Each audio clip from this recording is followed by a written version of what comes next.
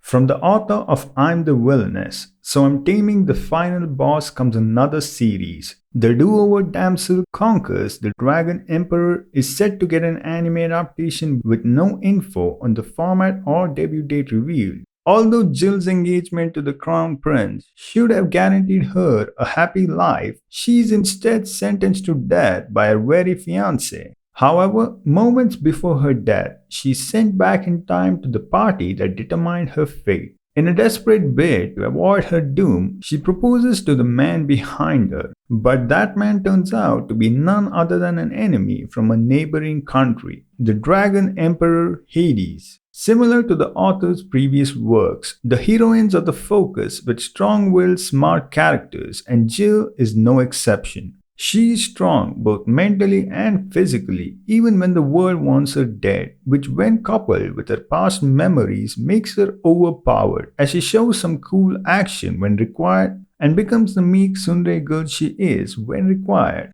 The other characters have pretty generic personalities, but aren't stale for the most part, with the storytelling doing a better than average job of entertaining us with a fantasy action-packed romantic storyline. The action itself involves battles including strategizing and political confrontation, adding some depth to the fighting. The artwork is well done, with clean-looking character designs. Now, the main problem with the series is that Jill is 10 years old and regardless of her mental age is married to the 19-year-old Hades. The dynamics and chemistry between the two are indeed funny and indeed cute, but when the age gap comes into play, the story may not seem so cute anymore. There are valid reasons given which requires him to take someone under 14 as a bride, which is nothing sexually related. And unlike many stories that just skip the age gap and move on to the plot, there are plenty of discussions made about the age gap, mostly funny, in which this is addressed so that we can have an actual understanding of the why. Adding to this is Hades' character, which is made to be innocent-like, having no knowledge of anything 18+. But as their relationship progresses, we do see him say some questionable lines. As much as this should probably stop here, this series also has dark themes involving suicide, murder, and obviously incest. So, if you're uncomfortable with such themes, then this is not for you. All in all, the do-over Damsel conquers the Dragon Emperor does not have anything particularly unique and is very standard for a reincarnation themed series. But if you do not mind the age gap themes, then this series is a cute fantasy romantic comedy that is worth the try.